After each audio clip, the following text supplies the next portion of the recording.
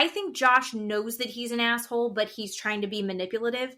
I think Rob genuinely believes in his victim complex. I think he genuinely believes that he is not appreciated enough. I think he genuinely believes that Sophie getting hotter since they broke up is something painful for him that we all need to recognize, that kind of shit.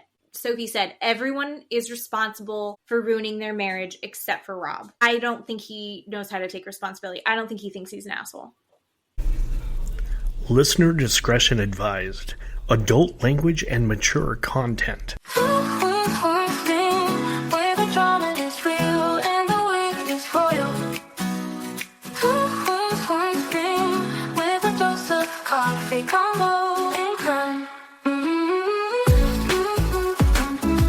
Welcome back, everybody. It is Two Queens, One Screen. I'm Jen. I'm Keeley.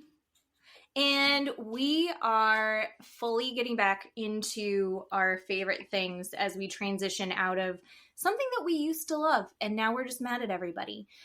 Today, we're going to give our nice quick recap on episode 2 of 90 Day Fiancé Last Resort Tell-All.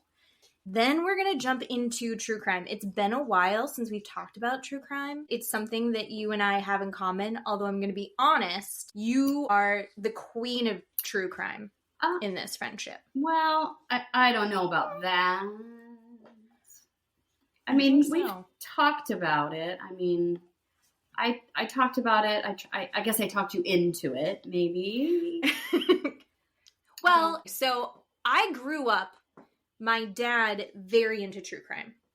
Dad was always reading a book about a serial killer. And then on long drives to keep us from being bored and obnoxious in the car, he would tell us stories about serial killer. And he'd be like, here's the story of Ed Gein. Or, you know, this guy used to do this. And here's a tale of Ted Bundy. Or this guy would bury women's heads facing up in the garden below his mom's window so he could say, people really look up to you, Mom. And then he'd laugh to himself and we would be like, ha ha ha. And that was a fun drive. That is quality parenting.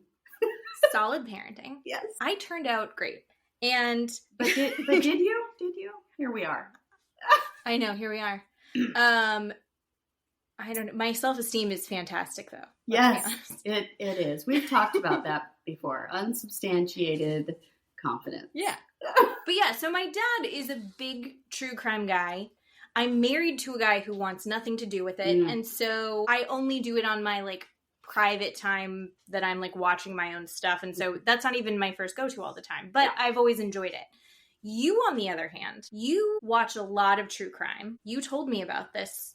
You will watch YouTube trials footage. Okay. Yes. So you ingest a lot of that kind of the YouTube stuff. live trials where they're actually going on live footage inside the courtroom with testimony and evidence. The evidence that they can show to the audience that's not too gruesome, but the live talking evidence that, you know, they don't blur that out, obviously, you know, because people are speaking. I really like those. I listen to those at work. Oops. During the day. Yeah. Watch those. If it goes after work, if I'm really invested in those, I really like those if they go on and on and on. Those are quite interesting, but I do like true crime documentaries. I'm really sorry. I am going to have these foster kittens for a couple weeks. I'm going to try and edit out the background noise whenever you are talking. But for anyone that's listening and hears it, it's kittens. It's adorable. It is. I'm sorry. It's okay. Don't be sorry. Yeah. So, but Keeley, you find the good documentaries and then you tell me which ones to watch. Yeah. Which is something that we did last week. And you turned me on to Gone Girls, which was on Netflix. And it was really, really good. I sat down and watched all of it straight through. I needed to know what happened next. It was so good. And it was an awful story, but we're going to talk about that today after we do our quick run through of our 90 Day Fiancé. Just season 2, Tell All Part 2. They left off with Brandon and Julia, right? The big stunner with Julia telling us what she did with guy number 2 at her resort where she worked at in Russia in front of Brandon's parents. Again, yes, she kissed him.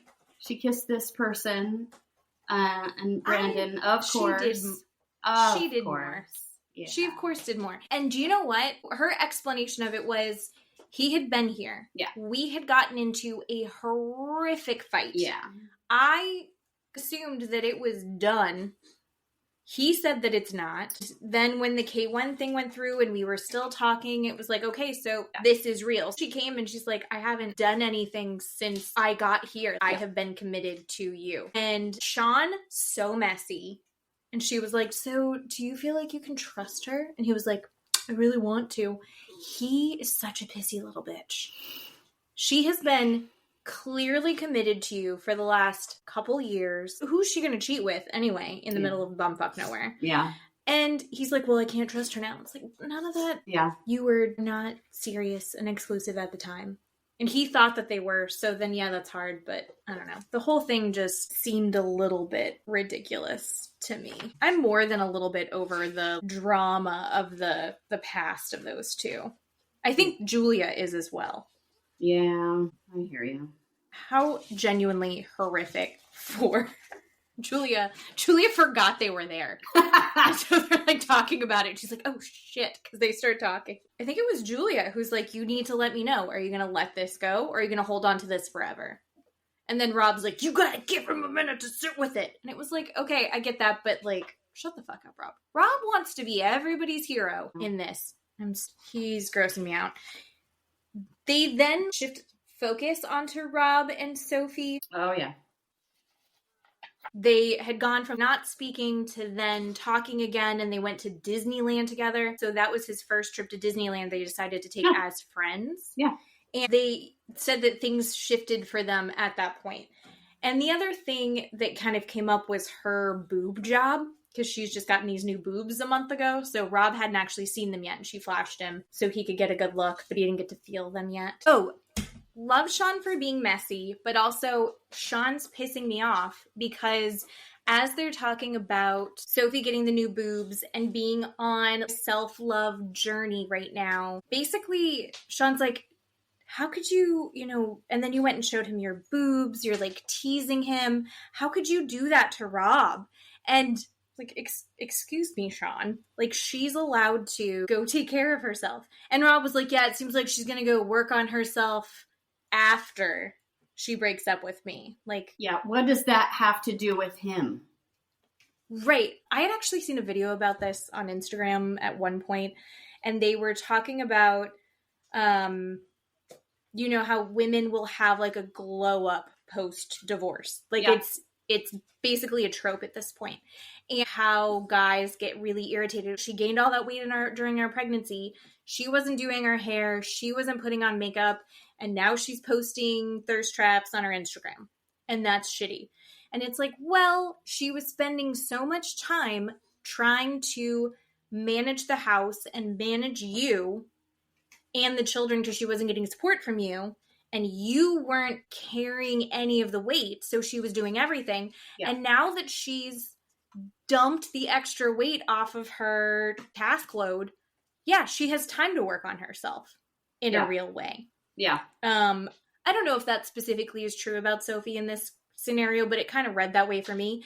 And Rob being a victim of Sophie's glow up is such bullshit. And I'm so irritated that Sean fed into that. No, 100%. I'm disgusted by Sean. I think Sean needs to be fired because of that comment. 100,000%.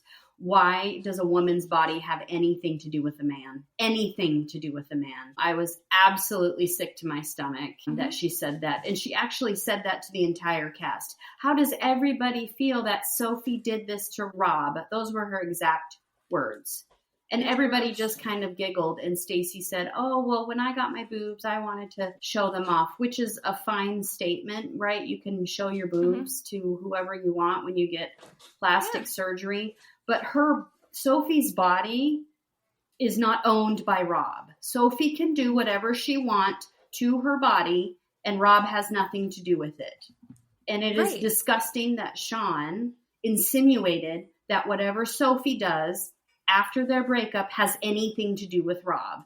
That Rob owns Sophie's body in any way, shape, or form. It was sick. And that made me so mad. Yeah. It was disappointing. Yep. I love mess. That I feel like really crossed a line in my No, she opinion. needs to be fired. No. No, and I'm not kidding. A lot online. Yeah. No, I agree with you. A lot of people feel that exact way online. Then they go on to, so they'd gone to Disneyland, then they started hooking up, and then they were officially separated, seeing other people. He starts dating a British girl like 3 months later, which, you know, feels a little weird. And he was like, well, I saw being British as a red flag. I'm like, sure you did. Because I'm sure there's like a ton of British girls running around Texas. Just saying. And then Rob was like, you got to tell the story. It's funny. And to be fair, he was right. It is a funny story. Sophie starts dating two people. She dates a guy and she dates a girl. Because she's bi. We remember that from season that she was on. And it turns out the guy that she was dating has a kid. And then also it turned out that the woman that she was dating had a kid. Yeah. And then you find out that the kid is the same kid. Because the dad and the mom were separately dating Sophie. And she didn't find out until too late. Well, I mean, who knows too late? She didn't find out until after they started dating that the kid was the same kid. And it's just a weird coincidence. I thought it was funny. I thought that was fun. Yeah. Sophie does say that she thinks it's going to be healthiest for them to not speak because right now they're still married. Even though they're separated, when she's filling out a form, she's marking married. Yeah. She's saying that that's her husband. Yep. But she's also kind of looking at the divorce to be that final closure and not speak with Rob anymore. I don't know if she's going to be able to stand by that. Rob loves mess, and I think she's still young enough to not realize that she's participating in the mess fully. Yeah. You know? Yeah. And then fucking Jasmine needing attention during Between the Sheets tapings. I guess she had mentioned, she was talking to somebody and was talking about how Sophie had a sugar daddy. Rob said that he's the one that started that rumor, but it was actually just a joke, like offhand comment that he made to Jasmine because he doesn't know where Sophie's getting the money to survive and keep herself afloat right now. And he's like, maybe she's got a sugar daddy. And so he says that that's where it came from. Who knows if it's true or not? Isn't she like an Instagram model? Isn't she probably getting her money from there? And once again, we have a man that decides that because a woman is not with him, she cannot live. And she cannot function. And she cannot pay her own bills because he is not in the picture. Are you fucking kidding me? So what does he do? He spreads a rumor that she has a sugar daddy. Get the fuck out of here, dude. Yes, she's an Instagram influencer. She probably gets her money doing that. So, yes, she can support herself, sir, without you. End of story. Then everyone just starts yelling at each other about that. Jasmine's going, oh no. I think, was she doing a Natalie accent? I think so.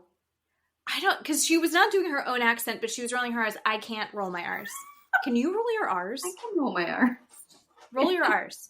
I'm so sorry. Really? I'm so sorry. Yeah, I can't do that. I can't do it. Sorry. Yeah. Yep. I need to not do that on camera. Yeah. Sorry. I'm so sorry. But yeah. Yeah, that's good. She was saying, I'm sorry I ruined your marriage. And they're all talking about who ruined Rob's marriage. And Sophie goes, everybody but Rob ruined our marriage. Which I thought was funny. Kind of funny. Yeah. But they're going to be done. I really hope Sophie cuts things and moves forward. Because Rob's just going to Rob. He's not, I don't see him having real change. I feel like he is Diet Coke Jax Taylor. Mm-hmm. Yeah. So, he sucks. Sucks. Oh, speaking of sucky men, and it kills me to say this because I've really been on his side. I know. Florian and Stacey. Florian has really just fallen right back into old habits. Well, I mean, can you blame him? He had to go home with Stacey and Darcy. Oh, shit. I'm sorry, but seriously, he had nowhere to go but down. I mean, literally. I feel bad for him. Not to excuse anything that he's ever done. Don't get me wrong, but he did not act appropriately in this tell-all. He did not have the appropriate answers at all. Don't get me wrong. Like, you and I, through this, have been very forgiving of Florian. And have often been, even when he's misbehaving, on Team Florian. Yes. Because we're like, somebody poked the bear. Yeah. Unfortunately, in the tell-all, he's like, yes, I scream at women. They poked the bear. If they didn't talk to me, he literally said that I wouldn't have screamed at them. Don't poke the bear. And I was oh, Florian. And at first I was like, oh, the producers are kind of setting him up. And I was like, no, that's just all shit that he did. Yeah. Ugh. Yeah. So he says that he sees how the therapy maybe helped Stacey, but the therapy meant nothing to him. He's never believed in it. And he, I guess in his mind, was like, I'm great. And if Stacey needed that therapy to help her be better, then great. But yeah, everything between us sucks. And he said, I think like everything is going down every day. Like he is just throwing in the towel. Sorry, it's so fucking funny. It's not funny, but it is funny because he truly believes that. Yeah. And Stacey's like, so you're saying that because the therapy didn't fix me, that I'm the reason this... And he was like, yep. I don't know. It was... Oh my God. It was shit. It was really Where's bad. Heidi? I want Heidi to come out and be like, Florian, that's not appropriate. Somebody needs to shake him. Well, I love Stacey. I think she's kooky, but I think she's in the right place overall. Mm-hmm. She ends up being so open and so vulnerable. And she says, it's been really crappy. We haven't had sex in 3 or 4 months. Mm-hmm. And then on top of it, I'm going through menopause. And she just breaks down. Mm-hmm. And I am realizing that the clock is ticking for me. And I don't actually know that much about menopause. And I'm a little bit scared of it because all I hear about menopause is how little it's being studied. So do you want to, they ask, here's, I'm giving you the intro of, they ask Florian, do you know what menopause is? And I don't remember exactly how he worded it, but it was something along the lines of, I don't fucking know. What is a menopause? What is it? I don't fucking know. Yeah. Yeah. That's what he said. Yeah. And then Rob starts to explain what menopause is. Yeah. And he does say, like, just disclaimer, I don't know everything. Yeah. And he didn't do terrible, but it was like baby's first sentence of menopause. So do you want to talk about it? Well, just so you know, friend to friend, you should be scared. Okay. Oh, fuck. You should be scared. And I have had lots of talks with my daughter about it. My daughter's going to be 30. And that's when I noticed. So I'm 52. And that's when I noticed a lot of things starting to go downhill. And I'm not being funny. I'm not trying to be jokey. That's when things start to go downhill. And things start to, you're like, wow, that's weird. Well, that wasn't like that before. And so I'm trying to really get my daughter to recognize things in her life and go and not just push it under the rug and go that, okay, I'm not going to worry about that, or I'm not going to talk to my doctor about that, or I'm not going to talk to my husband about that, or whatever the situation is, because it is very serious. People are very ashamed. They don't want to talk about it. And women should not feel ashamed to talk about it. But yes, I have been through menopause and I'm on hormone therapy. It has changed my life. It has changed my husband's life. Just so you know.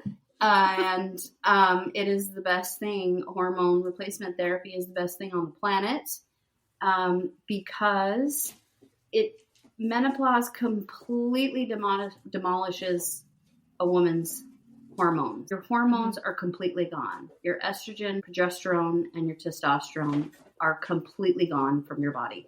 And that's what makes you happy. That's what makes you sleepy. And that's what makes you want to actually live your life and want you to be with your family and want you to be intimate with your husband and want you to get up and go to work every single day. And I'm not trying to be funny. It is actually, no, I don't. These things are what makes a woman, and what inside of our body tells us what to do. And it's really difficult for men to understand that. And when we don't have that anymore, it's literally a barren desert and a cavern in there. We don't know how to function. We have hot flashes. We cry all the time. We can't sleep. We gain weight. We don't want to eat, or we eat all the time. And we don't want to have anything to do with our husband, our kids, our work. And on top of that, you don't know why. Nobody tells you what's going on. Nobody prepares you. Our mothers didn't look at us and go, this is what's going to happen. Nobody sat me down and said, this is what's going to happen at this age. This slowly will happen one by one. And at the end, it will be like a bomb will go off. And all of these things will happen at once. And then basically it will feel like your life is over. And then you're going to go to the doctor, and you're going to have to find the right doctor, because a lot of doctors aren't going to believe you. Just so you know. Yeah. You will have to find the right doctor. With how it's being talked about, mostly through social media. I mean, I feel like I'm hearing a lot about it through social media, but like never really having a conversation about it before. And outside of the context of like, if I ever had a boss that I was having issues with that was a woman, or any other situations with a woman that I would complain to Grandma Darlene about. Yeah. And Grandma would go, oh, she's going through menopause. And so it was just automatically this, oh, she's a bitch because menopause. Which, you know, there's maybe an unnuanced truth in that. But also like, oh, she's clearly going through shit. But instead it's like you were almost... that generation of women, it was their fault. They're going through. It's exactly like a way more intense version of, oh, she's on her period. Yeah. Yes. But they did not have a doctor that would help them. That's, well, yeah, because no one cares. Nope. Or at that time, like it wasn't considered a serious thing. Yeah. It was this idea of like, that's just a woman's problem. It's not, it's a natural thing that for some reason is also their fault, even though they have no control over it. Yeah. Yeah. So, yes, Stacey's clearly going through some shit. And Sean, I think, was kind to her about that. But all of the other women are much younger than her in this. You know, they're not going through it. So no one really knows. And like, as I'm 39 and I just went like, this just seems scary. It's scary. You should be scared. Call me anytime and have Matt call me anytime. I'm not joking. I'm not joking. You know he will. I will force him. I'll just like give him the phone. Yeah. Because honestly, we ourselves as women don't know what's happening, because it's really, like you said, it's a version of you being on your period that is so aggravated that it is out of control. And you go to the doctor. And it can last like a decade. Yes. Right? Oh, it lasts. It's a process. It's not. It's the rest of your life. I'm not joking. Oh. It doesn't end. Shit. It's the rest of your life. So when you go to the doctor and you have your labs and your blood and your hormones checked, and you go from having, you know, whatever, say your estrogen level is a 5 and now it's a 0. Okay, that's obviously a problem, right? I don't know what the estrogen levels, I just picked that number. So it's a 0 now. So now you have nothing. That's a problem. You have to have something. So then the doctor will give you that back in whatever form, and you will instantaneously feel better. So your husband will have to be kind and understanding to let you figure that out. But you have to also be kind to yourself, to go to the doctor, talk to the doctor. And if that doctor doesn't help you, go to someone else. I had to find 3 that would listen to me, because the first 2 were like, you're fine. There's nothing wrong with you. And I was like, no, there's something wrong with me. Please help me. So I had to find the 3rd one that actually helped me. And then I went through a lot of different types of hormone therapy for my body type. that would take in the estrogen, progesterone, and testosterone. Because just taking a pill, my body would not absorb it for like whatever how your reason. body absorbs it and processes it. Yeah, Doesn't- there's creams, there's pills, there's pellets, there's all kinds of different ways to do that for your body. Now that you don't have those things inside anymore, you have to obviously take it from the outside, and now your body's like, this is synthetic, I don't like it, and you have to figure out which way your body is going to do that. So it takes a process, and your husband has to be patient with that and understanding. So it's something. And clearly, Florian is not. No. Florian is, I mean, if he was dismissive of Yeah. anything more than Yeah. therapy and Jasmine, Yeah. it was clearly menopause. Like, he doesn't really want to acknowledge it. Yeah. Right. Oh, poor Stacey. Mm-hmm. And in that, he's like, look at her. She's acting crazy. Yeah. Then they do a montage of him Yeah. just getting in fights with everybody Oh my God, and losing yeah. his cool, which was kind of uncomfortable to watch one after the other after the other. And they're like, so your anger issues? And he's like, I don't have anger issues. And at that point, even Gina was like rubbing his back and going, I think you might have anger. I know Florian goes, being mad and having anger issues are two different things. But if you're mad all of the time that quickly. And Josh was trying to therapize him at the same time too. He was like, you're just very reactive, man. You need to speak softer to your lady. And you're like, shut the fuck up, Josh. You're not supposed to be on my TV anymore. Ugh. Yeah. But then they bring out Darcy and Georgie for no good reason. And it was a perfect, within 15 seconds, you watch the whole thing happen again with these sisters. So Darcy comes out looking like the lion lady. And the dress was very cool. They were very well done. It looked very cute. But then the sister saying hi to everybody, and then the sisters are like, hey, come here, you look great, twin power, or like whatever they said. But they were cheering each other on and hugging each other, and then they sit down and they're like, you're a bitch. It was just their ability to flip so quickly on each other. It was insane. Yeah. And I think they don't even realize how they do that to each other. Right. Well, because they can see it with everybody else, but they can't see it with themselves. Not to excuse Florian, but he lives in that. I mean, imagine having to live there. I mean, oh my exhausting. God. Yeah. Right. Are you in a fight or are you not in a fight? Right. You just hugged and then you call her a bitch. Right. Like, I can't tell. Right. Hello.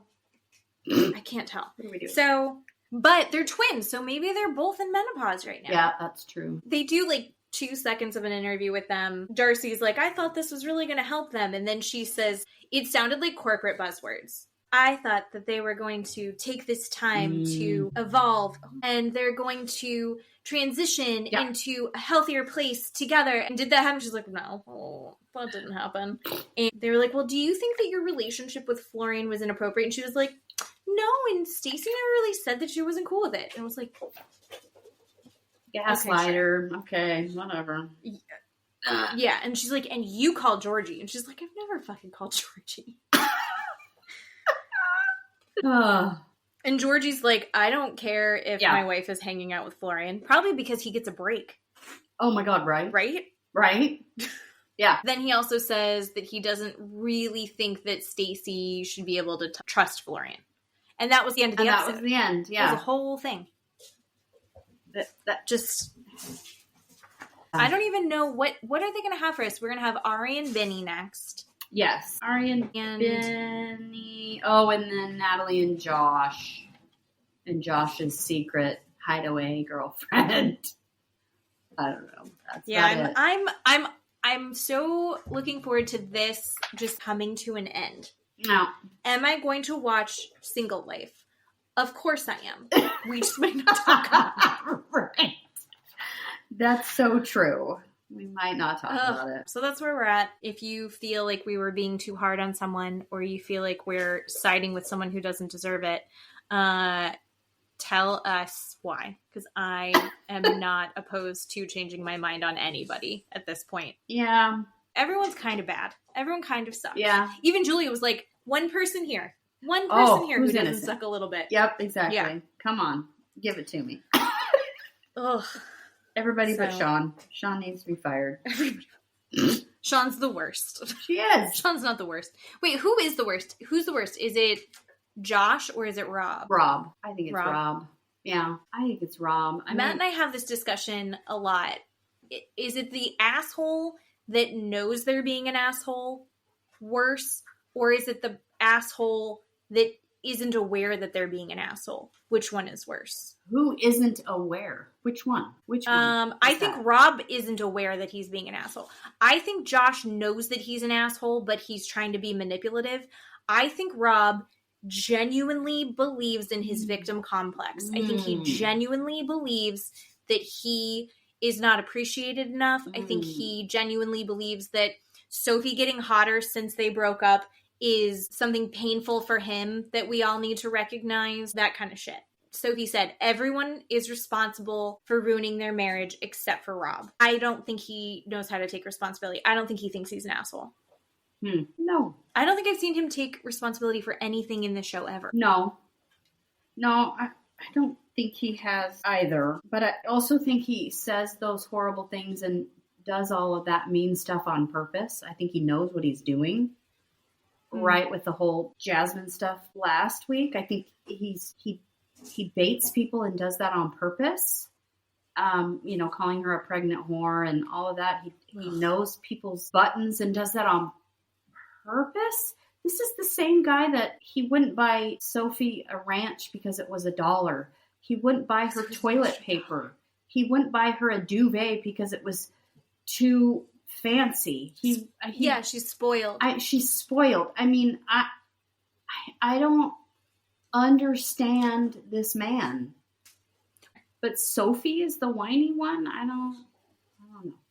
I'm not saying she's great or anything. I'm not making excuses for her, but he Sophie, I think, is going to grow out of the parts of her that suck right now. Yeah. Overall. Yeah. I hope. And there's still hope for Sophie. There's not hope for late Mom. 30s, right? I mean, he's old. Yeah. I think he's my age. He's close to my age. He is who he is. So yeah. Well, and there's no I want to do better. Yeah. In him. Right. That's what I mean. Believe that change is possible, but he's not interested in it. So then, not for him. No change for Rob. Yeah, that's why I'm sticking with Rob. Okay. I don't know. Speaking of terrible people, terrible. Do you want to talk about murder? Murder. Okay. So you sent this to me and told me to watch it. How many times have you watched this documentary? Just twice? Yeah, I just watched it twice. Well, I mean, just twice. I don't know.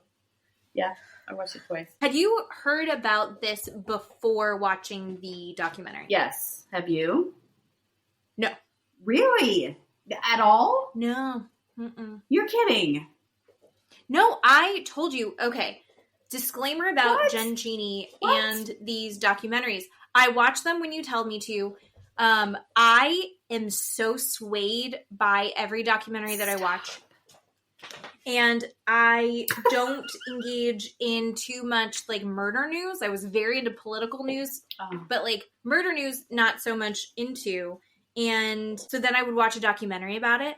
And I had taken years off of watching murder documentaries. Okay. And then the Hulu one with Casey Anthony, where Casey Anthony gives her perspective on things.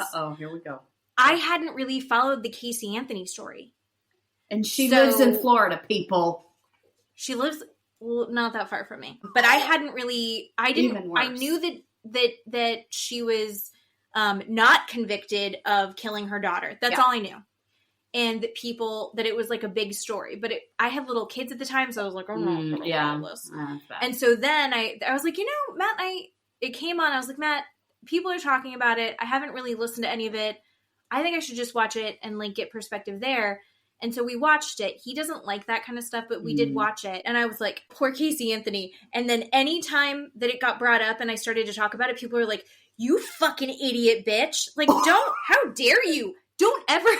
By the way, I have made the horrible mistake of taking Casey Anthony's side ever so lightly in a conversation, and I have never been so wrong in my life. I'm dumb is the problem. I'm not dumb, but if you tell me something, I will mostly believe you unless you're on 90 Day Fiance. I will take your word for it. And so I was like, yeah, Casey Anthony really got done dirty. And they were like, what? She murdered her child, you sicko. And I was like, oh, wait, I think I'm missing some information here. So yeah, I don't watch that many because I always watch the wrong ones until now, because the only ones I'm going to watch are the ones that you tell me to. Okay. All right. And on that note, do you want to tell us about? My God! Wow! No, yeah. I think she does believe that this Long Island killer did kill these people. I do believe. Okay, I do believe. Just disclaimer. I think she does believe. This is about the Long Island serial killer, otherwise known as the Gilgo Beach serial killer.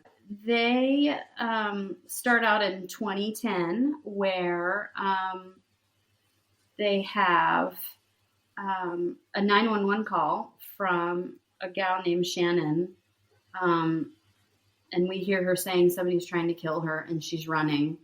And the 911 dispatcher is trying to get some more information, saying who's killing you, who's trying to kill you, where are you? And she's really not giving them a lot of information. She's just running, and then the phone call ends. So then we get some more information about Shannon, and she is an escort. She works for herself, and she has her own driver named Michael Pack. And on this night, May 1st in 2010, she gets a call from a client named Joe Brewer on Oak Beach in Long Island about 2 o'clock in the morning. She has her driver drive out there, and she goes inside this gentleman's home for a couple of hours, and her driver, Michael, is staying in the car in the driveway waiting for her to come out. About 2.5, 3 hours later, the client, Joe Brewer, comes out banging on the window of the car saying, hey, this woman won't get out of my house. You got to help me. They go back in the house. They try and grab Shannon. She is really upset. She runs out of the house, and apparently that's when she is calling 911. She has some sort of breakdown. She goes to a neighbor's house, knocks on the door, says the same thing. People are trying to kill her. The neighbor lets her in. She sits down. The neighbor calls 911, says, hey, there's this person here. I don't know what's going on. She says people are trying to kill her. He turns around, and she then leaves his house and is running around his yard, kind of hiding behind a boat and crouching around. She thinks people are following her. And then her driver, Michael, gets out of the car and tries to find her, runs down the road, does a little bit of a search, right? Looks around the road, doesn't find her, gets in his car and kind of just drives away. It's 5 o'clock in the morning, and just kind of drives away. And so, so then her mom, Mary, reports her missing, and the police at that time are like, well, you know, she is a prostitute. She's an escort. They don't really do anything about it. They don't really care. They basically laugh at the mom and say, you know, nobody's going to miss her. She's just a prostitute.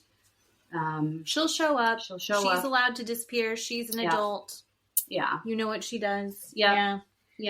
And the mom I really loved. Yeah. The mom, Mary Gilbert, she becomes such a big part of this story, and it's because she immediately takes action. And she immediately forces this to be in the public eye. She is getting the media involved from day one, over and over and over again, until she gets something from them. And I feel like that is something that's becoming more common, as you see the moms being like, I'm not going to let you forget about this. Yeah. I'm not going to let this get swept up and lost. You're going to keep looking. And unfortunately, like, as hard as this mom fights, it just becomes such a through message of this is just how these women are just discarded. Yeah. And just, they're disposable, which was really horrific. Yes, because of the profession or what they choose to do to earn money. People in the police judge them or not choose to care to find them, I guess, when they go missing. So finally, in December, Mary, Shannon's mom, says, look, it's going to be snowing and freezing. Please do something. So they start to search. They finally say, fine, we'll look for her. Between May and December, they finally do something. And they find an intact skeleton wrapped in a burlap. They think that it might be Shannon, but Shannon does have a titanium plate in her jaw. And so they're thinking, okay, if we find this, then it's her. Well, they don't find this titanium plate in her jaw on the skeleton, so it is not Shannon. So they find someone else, and they're thinking, oh my God, who is this? 2 days later, that was December 11th, 2 days later on December 13th, they find 3 more intact skeletons along the same stretch of this beach. They were all bound in burlap, and none of them were Shannon Gilbert. None of them. So now they have 4 bodies, 4 intact skeletons wrapped in burlap along this beach, along the side of the highway. And so the FBI has come in to help the police. And apparently this beach is salt water and it's mucky. And so, these bodies are pretty badly decomposed. And in the early 2000s, right, they don't have a whole lot of DNA that they can do to figure out who these people are. There's just not a lot left of these bodies, with human remains. They didn't match up with missing persons in these police database. They start looking elsewhere for prostitutes and escorts because it's not, I guess, what you would call normal missing persons. And they start to tell us the other victims and the other families. They introduce us to the rest of the victims. 2007, a girl named Maureen Brainerd Barnes, she went missing in New York City. She was doing some modeling, but her and her friend Sarah were doing escorting on Craigslist. They were working for themselves, and they were living in Connecticut, but they would go into the city and do escorting. All they had for protection was their cell phone, and they had a pocket knife, and that's just what they did. They were 18 years old, and they thought it would make them resourceful and independent, and they really actually enjoyed doing that. Her friend, Sarah, because they did the buddy system. Yeah. Because they made rules to try and keep each other safe. Yeah. With the cell phones, they'd get a hotel room. Yeah. They would check in on each other, and they would do these girlfriend experiences. So going and acting like your girlfriend, boyfriend. And so it's this ideally less intense experience. Maybe, I'm not sure. Yeah. The thing that's so awful is these girls are on their own. They're trying to be financially independent, but they're still so young. What happened to Maureen is she was about to get evicted, had to come up with $3,000. They spent a weekend in New York, and they were doing the buddy system. Yeah. And then her friend's like, I've got to go home. I can't stay here. Maureen is like, I've got to get a little bit more money. I'm going to just stay another day or 2. Yeah. And of course, the friend never saw her again. She clearly feels so much guilt about that. Yeah. And very sad to me because Maureen's sister tries to find her missing sister. Mm-hmm. She's got information from Sarah. This is back in the day that they don't have anything but MapQuest. They don't have GPS. They have pictures. They're walking around Manhattan. Her brother-in-law, they're trying to talk to the police, but they won't put her on the missing persons registry. Yep. Because the second that the words prostitute or escort or girlfriend experience come up, whatever it is that they said, the authorities dismiss it because these women are, like I said, disposable, and it's so horrific and sad. The other two women that were found there are Melissa Bartolome, Megan Waterman, and Amber Costello. When all of this happens, of course, there's like the media frenzy of it. One of the things that I'm laughing, it's not funny. One of the things that the commissioner comes out and says, okay, we've got these bodies. It looks like, everyone's freaking out about a serial killer. It looks like they could have all been killed by the same person. But these women were all engaged in high-risk business. Their deaths are directly related to that business, which made people feel safer because they weren't prostitutes. Yeah. So you have this old, sexist, judgmental white guy going, these are just basically prostitutes, and if you're not a prostitute, you're fine. Just no, we don't really care. This guy is not really going to care, so just everybody go about your business. It's probably just one guy out there, and it's not a big deal. So, and it was really not great to listen to. It was really awful, I'm sure, for these families to listen to. Well, after they find these 4 bodies, they do go back to the driver and the client of Shannon Gilbert to see maybe if they actually have anything to do with it. They search their home, they give them a polygraph, and these men are fine. They don't find anything on these men. Their story checks out. So these 2 men, Mr. Pack and Mr. Brewer, don't have anything to do with these 4 women or Shannon's disappearance. So they're still kind of stuck with that. So they don't do any of that until well into May. They investigate these guys. So it's almost like a year after they got that call from Shannon. Yeah. It was over 8 months before they really searched. Yeah. And then they have to then delay it even more because the ground is frozen solid and they can't get out there.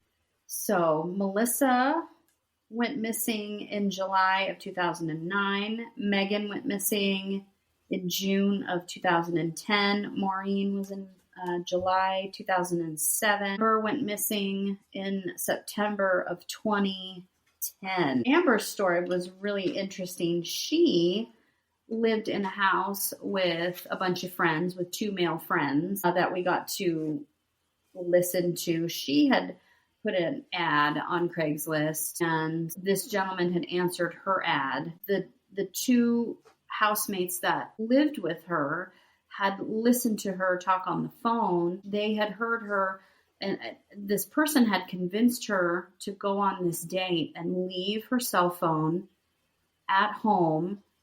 And that was never part of what she did as a part of her, I guess, job or what she offered for her services. As part of her protection, her own protection, right? She would take her phone, but he, for some reason, convinced her to leave her phone at home and walked away. Most of her work, like I said, was done at home.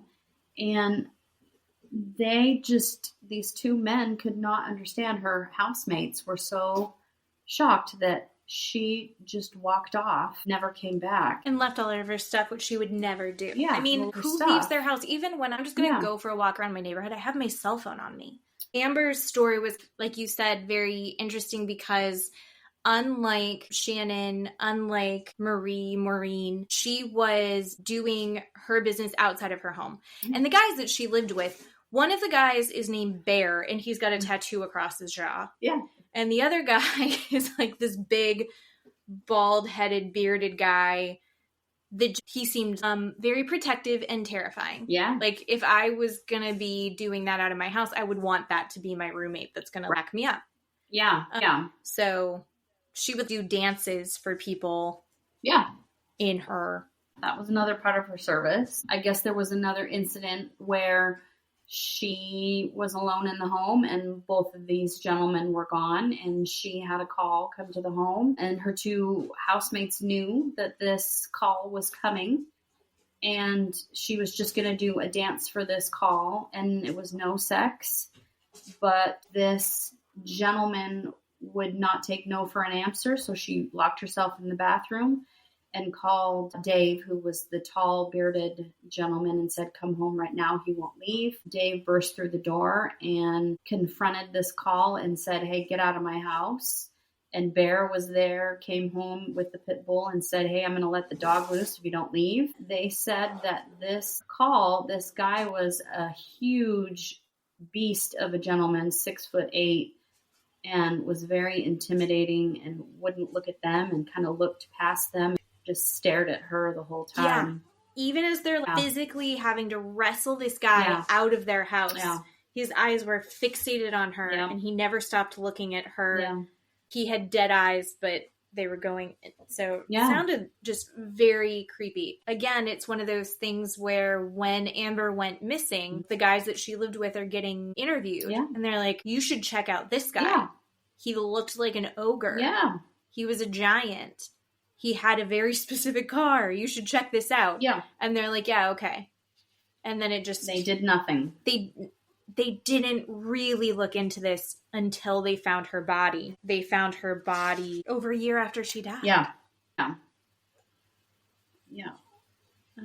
Melissa's story, she lived in New York. She was a hairdresser, moved to New York, and was just waiting for her date on the stoop. She never came home. Megan's story was she left a hotel, was last time seen in a hotel, and left to for a call, was seen on camera at a hotel, and never was seen again. The Marine's friend had been getting calls saying that we had found her. Yes. But it was from a blocked number, so she could never get that tracked, and no one was helping her track that down. Yes. Then there was Melissa's sister who starts getting calls saying, you're a half-breed. Yes. Just lots of gross, racially, sexually charged things that they're saying to this girl. She's a little girl. I think she was in junior high or high school when her sister disappeared. And we're like, you need to change your name. You need to block your number. You need to not be on the internet. Yeah. And she spent her entire life hearing that and going, for your safety, this guy is telling you what he did to your sister. Mm-hmm. He said that he's watching your sister's body rot. She decides, I am going to stay public. I am going to stay accessible, because any time that he reaches out to me is a chance to catch him. Yeah. And that's her whole life, is she's literally putting herself on Facebook, on Instagram, hoping that the killer torturer of her sister can get caught. What a horrible way to grow up. So sad. Yeah. Oh. In May, everything thaws out. Yes. May 2011. And they get a new mayor. They call it a county executive. I had to Google that. Did you know what a county executive was? I still don't know. Tell me. It's a mayor. I Googled it. Oh. Yeah. Okay. They got a new county executive because these two gentlemen, the district attorney and the police commissioner, hated each other and were publicly fighting at press conferences about whether it was one killer or more killers. And it was really ridiculous, and it was just embarrassing for everybody to watch. And so the police commissioner retired, and this new county executive came into office, which is a mayor, everybody. So the new mayor came in. Then I'm just going to say mayor because I don't like saying county executive. The new mayor came in, and he appointed a new police commissioner. So now we have the sitting, district attorney or prosecutor and a new police commissioner. So then what do? A new search for Shannon in spring of 2011. And they find 3 sets of human remains, and they find a head, and they find a set of hands. So now we are up to 10 sets of human remains that have been discovered along this beach. I mean, they just keep finding shit. And still no Shannon. Still no Shannon. And the excuse that they gave for this a couple times is that it's too harsh of conditions. Yes. Which they show footage of when these searches were done. I mean, the marsh, the reeds are above your head. Yes.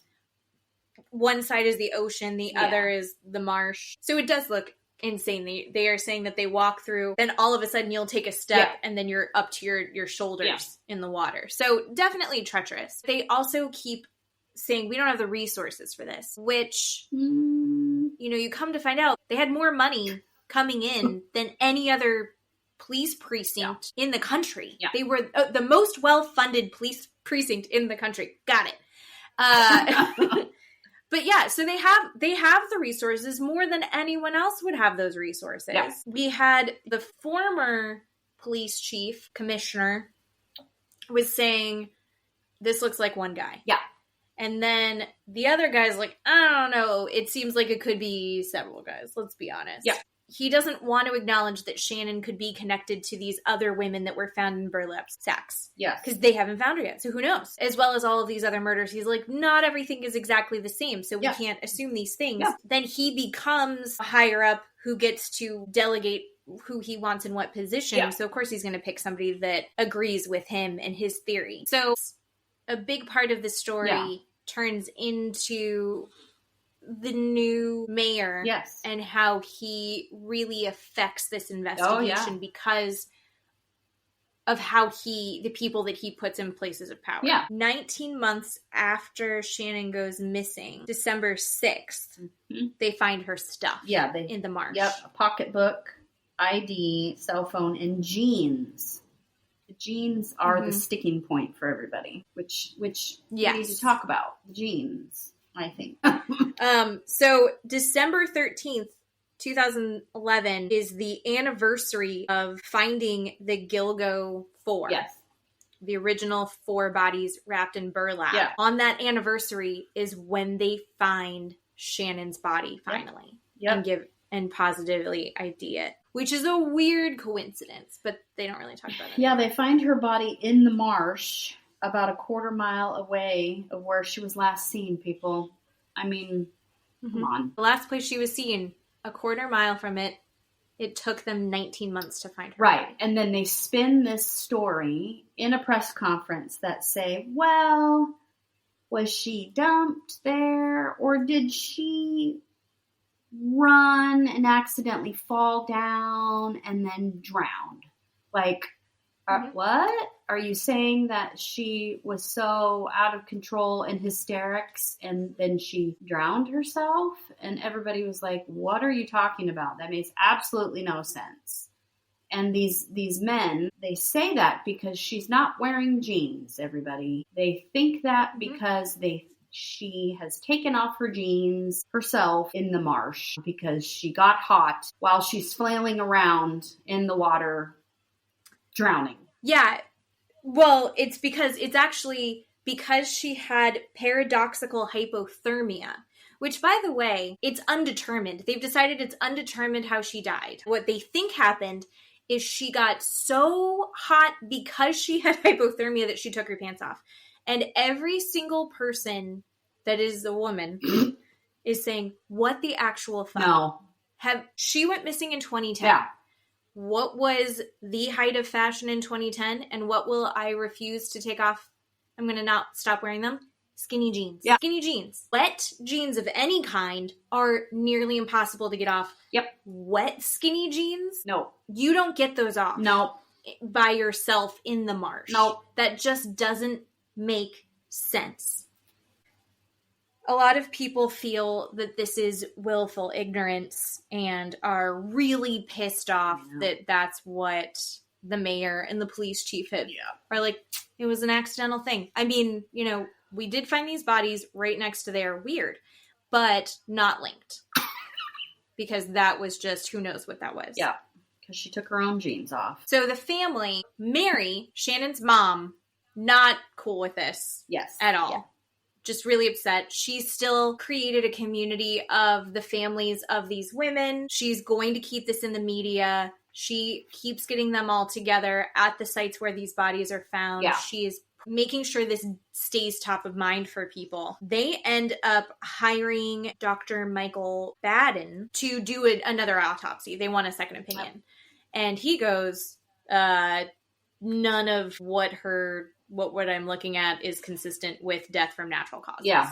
Just one more thing of everyone going, God damn it. Yep. And so that was the end of the first part. So they talked about the victims in the first episode. And then in the second episode, they talk about the police commissioner and the prosecutor or the district attorney and how they handled the case, which was shocking.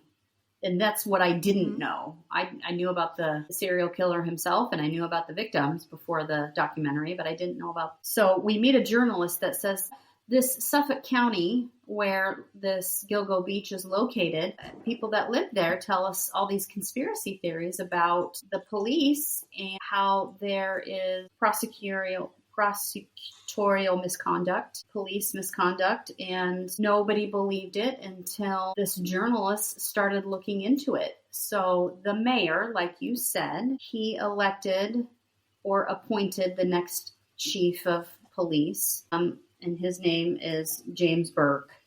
That came in. He replaced Richard Dormer. So then you have Thomas Spoda as the prosecutor, and then James Burke came in. So then this journalist says, they tell us this background about Thomas Spoda, who has been a prosecutor with this Suffolk County since the 1970s. His first case was of this teenage boy that was found dead on a schoolyard that was trampled and beaten to death. He had stones stuffed down his throat, which was interesting, I guess, in a homicide. And he had a shoe print on his face. And in 1979, the police detectives say, well, who wears sneakers? And all they could come up with was children. Kids wear sneakers. Okay. So then they start just random pulling kids off the street and trying to get confessions out of kids to see if they killed this teenage boy. They get this confession that doesn't make sense from this 15-year-old that confesses to killing this 13-year-old, but it doesn't make sense. And so this second boy comes in the picture, this 16-year-old. He tells a story that makes the other kid's confession make sense. And his name is Jimmy Burke. So that is how Thomas Spoda and Jimmy Burke know each other. And so for the next 30 years, these two men are basically linked together. And that is the story that we find out, that these two men are basically with each other, in this law enforcement county. So now they are running this county police agency together. Everything comes to a halt with this investigation, right? They don't let the FBI do anything. They make them pound sand. They kick their ass out. They don't let... Which is crazy. Yeah, they don't let anybody else in. All of the collaboration that they were getting, the DNA work that, again, wasn't where it is today, was having to get processed through the FBI. Everything at this point is pen and paper. Files and everything, they're all physical files. Yep. So the manpower that you would need to get through this evidence to compare things, to work with other counties, because they have figured out, okay, the women that we have identified, they are not from Long Island, other than Amber. Yeah. They're escorts that are coming in from the city. It looks like they're probably starting off in Manhattan, coming here, but they're not doing any more work to try and track down where could these women be coming from. Yeah. If they're not coming from here, they're like, okay, that's fine. Yeah. The other thing that was so crazy to me that they brought up about that, they bring in the new mayor. I can't remember the mayor's name, but he does look like a Ken doll. And they were like, so when you appoint this new set of leadership and you make James Burke the chief of police, that was a 4-rank jump for him. Like that's not normal. And he's like, well, Spoda, who is the DA, is who recommended him, and I trusted him. Yeah. He's knowledgeable about this. I'm going to trust his history in this department, and that's why I did that. I was like, you didn't even think about it? You didn't question it? You didn't look into this at all? And he didn't. He just went, yeah, sure. Yeah. That guy is now the new chief of police. So gross. Yeah. And he could have just clicked open a computer and found that Jimmy Burke had numerous internal affairs investigations against him on file. Over a dozen, right, through the department, because this guy is a bad dude right, and doesn't act right in the office, has a problem with other people. He doesn't play well with others because when he was 16 years old, he sent someone to prison on a false accusation. That's the kind of person we're talking about. Leaning forward, now we find out that in the middle of this investigation, which basically has stopped, another sex worker comes forward and says, yeah, the chief of police, Jimmy Burke, called me and said, yeah, I want to use your services and do drugs with you. So she did a press conference and they opened an internal investigation because of her claim. And guess who represented him as his attorney? Thomas Spoda, the prosecutor. Why is that not a conflict of interest, people? I don't know. Yeah. That seems not okay. Yeah, I don't know how that works. I would think he wouldn't be able to do that, but I do love they showed the press conference with her and the lawyer. All of this happened in April of 2011. Yeah. So this is right after the change of guard and all this. So he's in trouble right away. Yeah. Right? And she's like, we start doing stuff. He was super aggressive. He kept trying to choke me. They were asking her questions, and then she'd be like, he choked me. And I was like, well, that was not what we asked you, but good information. But he kept telling her that she wasn't a good whore and was violent with her. Yeah. He also has allegations of drugs. I think she said that they did drugs together. Yeah. There's also multiple allegations of him engaging in hiring prostitutes. No. Although he denies this, but they said that when they were talking about the Gilgo Beach women, that he considered those misdemeanor murder because they didn't really count as people. They wouldn't be taken serious. And this is a county, best funded county for police in the United States. Wow. You think that they would want to be a little bit more buttoned up about things. Right? Mm-hmm. You'd think that there would be an eye on there, and there's just not. No. But everybody has, people in Suffolk County have conspiracy theories about all of them and openly talk about it. Yep. It's just allowed to keep going on. Yep, because nobody's doing anything about it. That's why they see that nobody's doing anything about it, and so that's why they talk about it, and that's why they know what's going on. It's just shocking. Mm-hmm. It's really, really sad. Then we have December 2012. We have a petty criminal named Christopher Loeb. He is a petty thief. He's addicted to heroin. He breaks into cars. One day he breaks into a GMC Yukon. He steals a duffel bag. It's full of pornography. It's got sex toys. Oh, and it has a union card that and a gun belt. Yep. That we find out belongs to, the chief of police, Jimmy Burke. It is Jimmy Burke's GMC Yukon that he breaks into. They arrest him. Everybody descends on the police station to this poor meth head, which I never thought I'd say that sentence out loud, but this kid, right? Unlucky. Yep. Deeply unlucky. Yep. They descend on this kid. If you're gonna, he robbed the worst car. Oh yeah. He could have robbed. Yep. Wrong place at the wrong time. Yeah. Poor guy.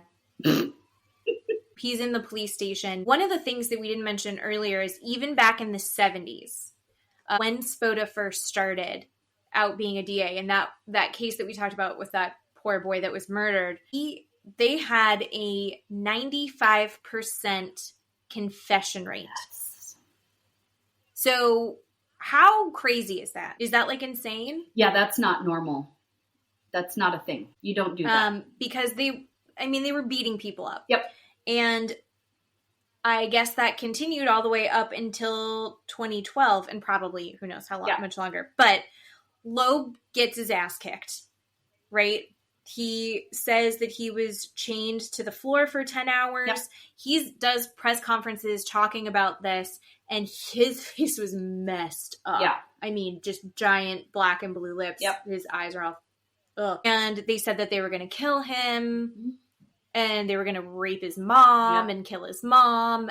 Just really, really, really bad. Yep. All of that comes out, and you have to deal with this at this point, right? So why is nothing getting done about these women whose bodies they've found, these 10, 11 bodies at this point. It's because they're trying to keep Jimmy Burke out of prison for some reason, but it's this wall. They keep calling it the blue wall of internally they all join together and refuse to speak and don't say anything. Yeah. They end up investigating this situation with Loeb getting the shit kicked out of him for like 3 years. Yeah. But they finally arrest him in December of 2015. Yep, he gets arrested December 2015. He is arrested and charged for civil rights violation, obstruction of justice, and he is sentenced and served 4 years in federal prison. As a part of that, they do an investigation on the prosecutor, Thomas Spoda. He gets charged with obstruction of justice as well. He is found guilty and is sentenced to 3 years in federal prison. So, thank goodness for that. Fuck that guy. Fuck that guy. Yeah. So, they clean house out of that. They have the first woman, Geraldine Hart, comes in as the police commissioner. She gets and she's super cool. Yep, whole new staff in there. I really liked her. Yep. So she's also one of the people that took down Jimmy Burke. When she started interviewing him, he was like, yeah, I've been meaning to come talk to you about, because they'd put up that wall, right? Even before, when their policies, the second that they get in, they're like, if you outside law enforcement tries to talk with you, immediately get one of the higher ups to deal with it. You don't talk to them, you get a higher up. They were like, hey, feds, hey FBI, I know that you are paying for everything and you have all of the best tools and all of the best resources. We're good. We don't want any of it. And the FBI is like, the fuck? But like, talk to us. And they're like, no. And so finally, the FBI is like, oh, look, you're a piece of shit. And we're going to interview you about how big of a piece of shit you are. And he's like, yeah, I've been wanting to talk to you guys. And she's like, fuck you. And then she gets Thomas Spoda's job. Yep. It's awesome. She's very cool. Yeah. I really like her. Yeah. That was good. Perfect. As they've cleaned house, can I just talk about the one thing that she did that I like the best? Yeah. Now we're in 2015. Technology has gotten more impressive. And they actually start using, for the first time, in this case, the first time that genetic genealogy is used. They can take data. This is when, and there's different feelings on it, but how everyone did like 23andMe and Ancestry.com and all that stuff. So they used that to narrow down who these people are and get genetic information on who they think the killer is. And that was the first time it was ever used. I thought that was very cool. Yeah. Yes, she did great. I liked her. And that's how they identified Valerie Mack, who was Jane Doe number 6. Yes, ma'am. Yep. Amber was technically the last victim to go missing. So they go back to her to see what they can find, if anything, about her case that will help them. It's like, what is interesting and unique about that? Oh, he's 1 million feet tall, weighs well over 350 pounds. And we know what car he drives. Very unique. Yeah.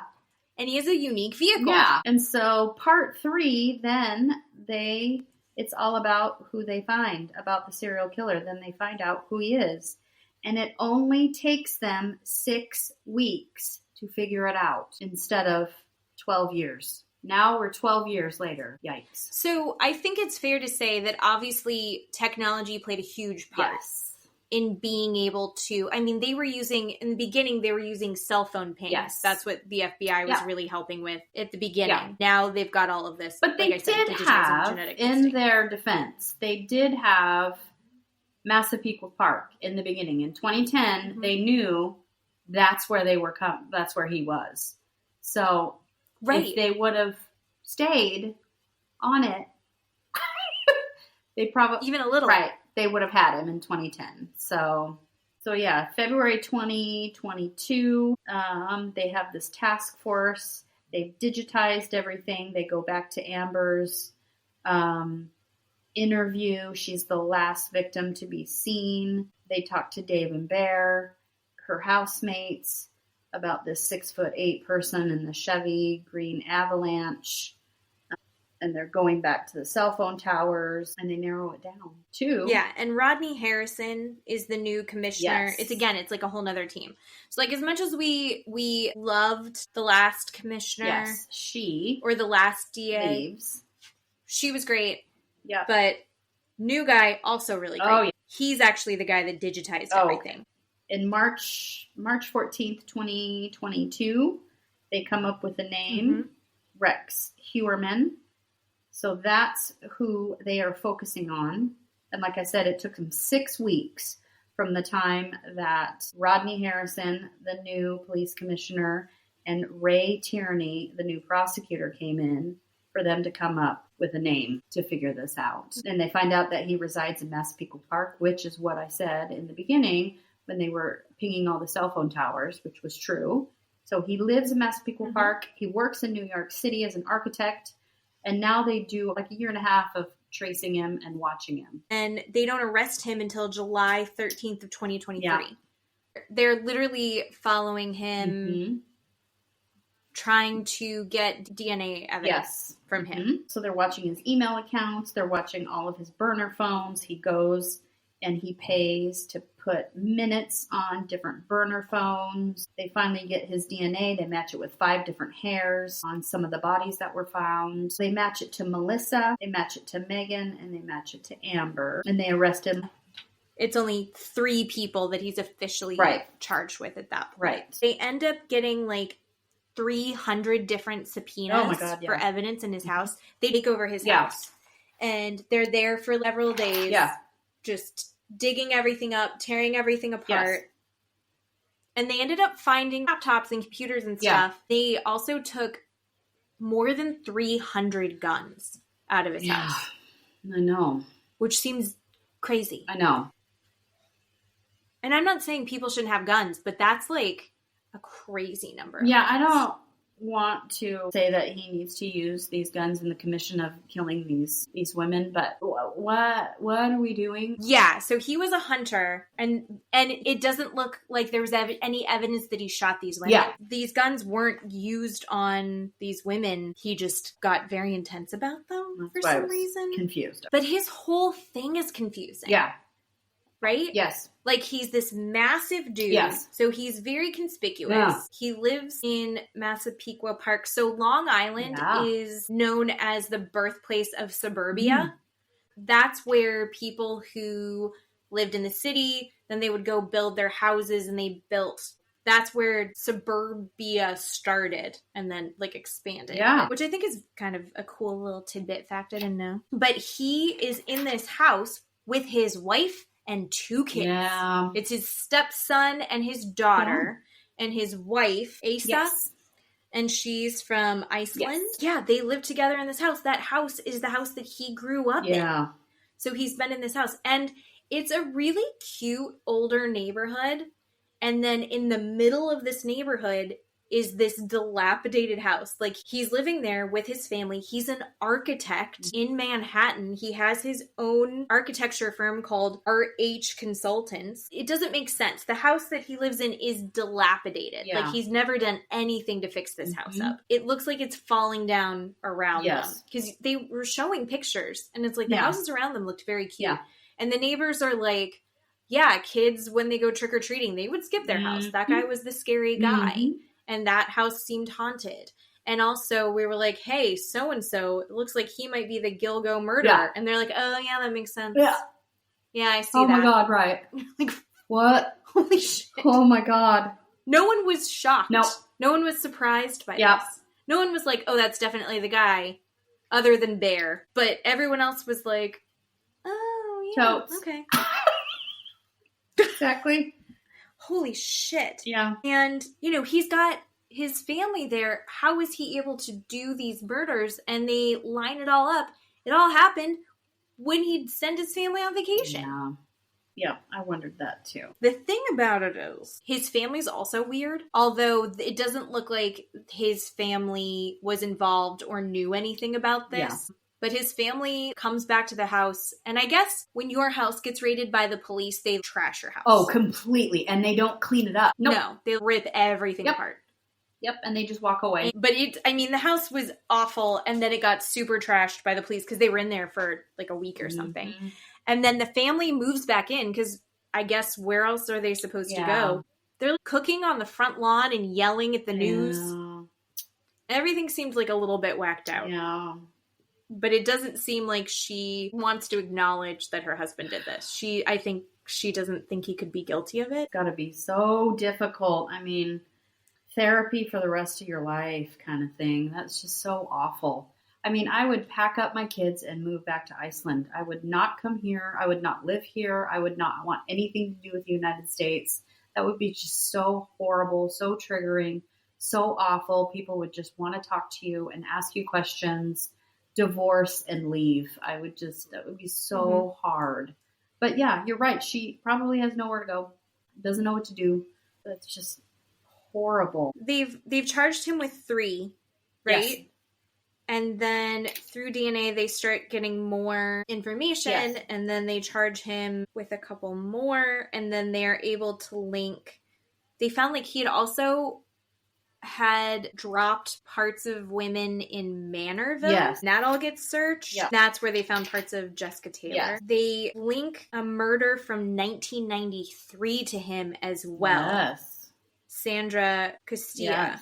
Yeah, that was super interesting. And the way that the journalist put it, he said Rex spent 30 years murdering women. But there was a weird time gap where he had 10 years between Sandra Castilla and Jessica Taylor where he didn't murder anybody that we know of anyway, from 1993 to 2003. I don't believe that, but that's what the timeline shows. I don't believe it, but... Yeah. They ended up going in again to his house. They got more subpoenas. And I think one of the things that just really just makes you feel sick is they found on his laptops, on his computers, he'd wiped them. Yeah. But they're still able to pull stuff out. And they found old planning documents that he was writing lists of supplies, equipment, tips and tricks, prep things that he would need, different dump sites that he had found, just giving himself ideas on how to get better. Things like, I'm going to destroy tattoos.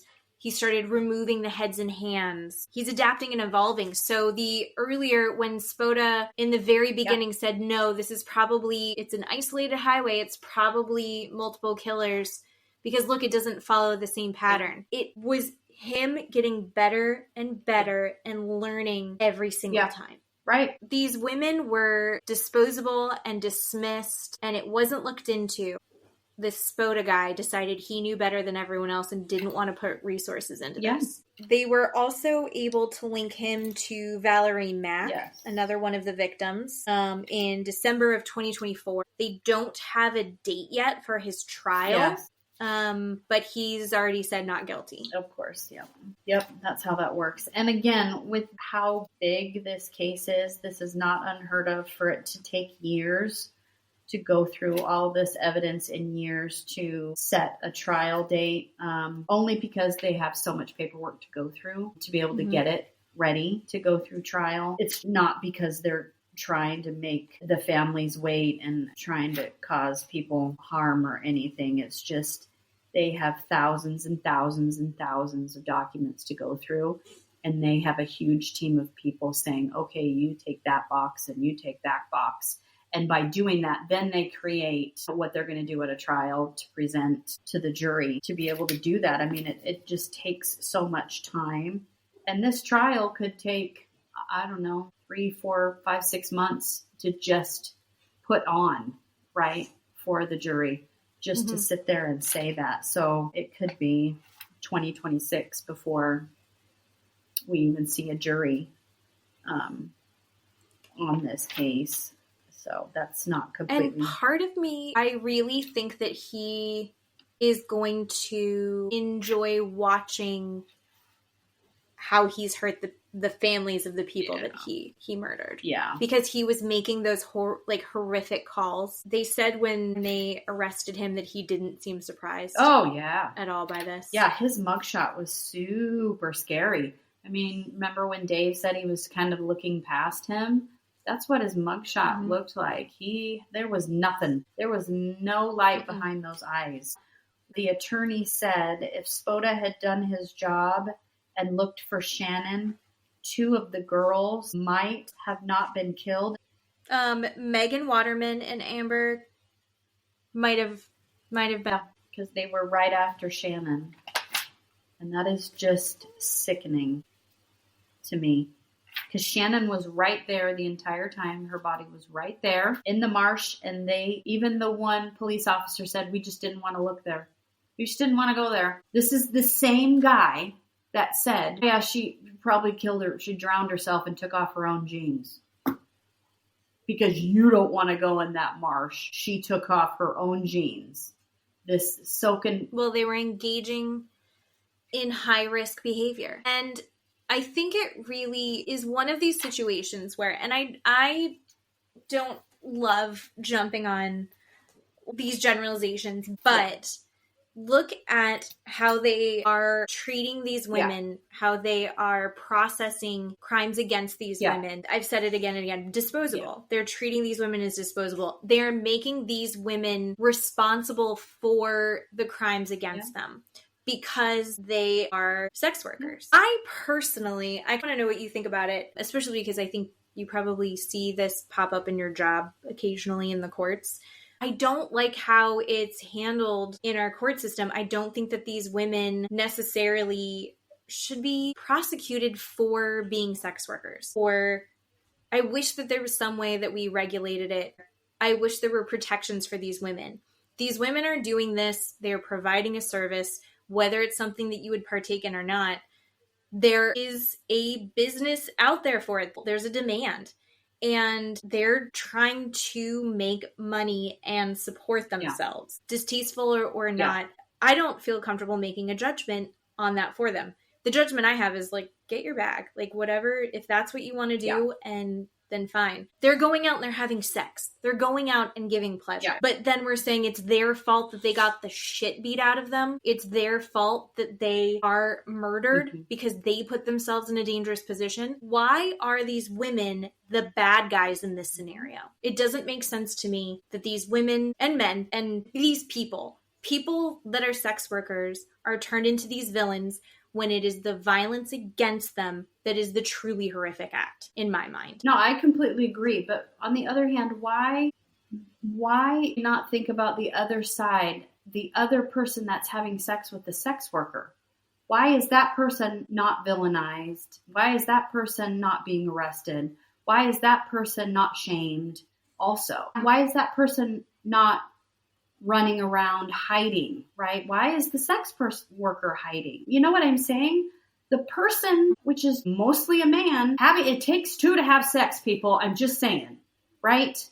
Why is it always the female sex worker that is the problem? There is a man that's sticking his dick in the female sex worker. Why isn't it his problem too? I just don't understand that. Why is she taking all the blame and not the guy that's sticking his dick in her? She's not doing everything by herself. She's not alone. And if you want to ask me about my job, I've only seen in the 20 years that I've worked there 1 prostitution case. Really? Only 1. And it was a citation. And she came to court and left. And I don't remember a whole lot of specifics. What I do see is sex trafficking. So that's the other side. That is different, whole nother story. I don't understand why we're prosecuting sex workers and why we're treating them the way that we are, why we are just not leaving them alone.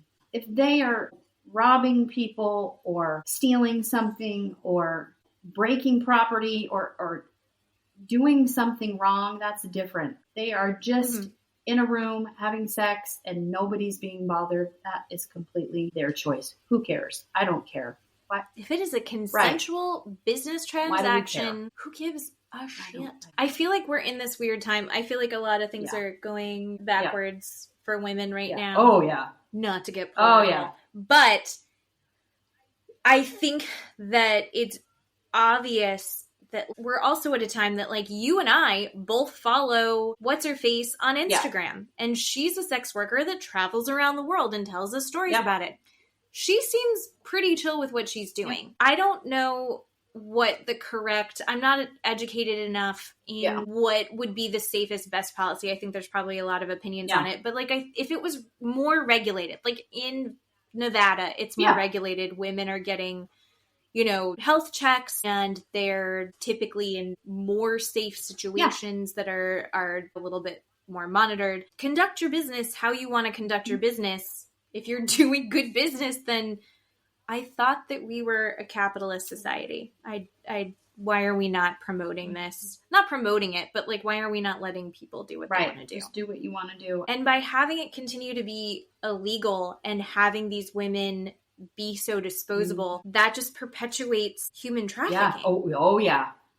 Absolutely. It That's does. what's making it so much worse. By villainizing these women and not letting them be the victims they are, we're just protecting the perpetrators of these horrific crimes. Well, that's what they say. When I say they, the human traffickers, when they are caught here in Idaho, they bring the women to Idaho, and or they steal them from Idaho and traffic them here because they say they're not going to be missed. They're not going to be missed here in Idaho because Idaho is nowhere. It's a no man's land. So they come here looking for them because they know we're not going to try and look for them or find them. I don't know if that's real. And if it is, that's really fucking sad. But that's what they tell the police because nobody cares here. If that is real, that's horrific. But I have heard that 2-3 dozen times at work. That is their reasoning why they come here. And they come from all over the United States, specifically here to do that. It's really gross. Ugh. Yeah. So I'm glad that he's in custody. I'm glad that hopefully he can't hurt anyone else. And we'll look for that court case in 7 years from now. Yeah, the dozens of names that they showed at the end of the show was very, very sad that we're still missing in that community. I don't know if any of them are linked to him. I hope they will. Well, they're saying it looks like these are linked, but the police haven't acknowledged that they're linked. The documentary had a lot of input from journalists. One journalist that was specifically looking at police corruption, and then another journalist that was specifically looking at women going missing and how that wasn't really being acknowledged. Now that we are nice and bummed out and my cats finally took a nap and then just woke up again, next week is going to be fun. And next week is fun because what we've been waiting for the whole time, the whole reason for me to get to have this podcast is I want to talk to you about the Valley. And I want to have scheduled time to sit down and have a conversation with you. So the Valley starts, season 2 starts next Tuesday. And then we've also got to talk about finally the final end of 90 Day Fiancé, Last Resort, season 2, tell all, finished. We'll wrap it up with a bow. Yep. We'll find out who Josh is living with the whole time while seeing Natalie. Come on, people. Can people stop letting him make commercials where he's lip syncing, please? Stop giving him money. Well, I think this is pretty solid. We are at 2 hours, 10 minutes. So I will be editing so much out, guys. But it's a long one for a reason. But all right. Well, thank you. And everyone get pumped for next week. Bye-bye.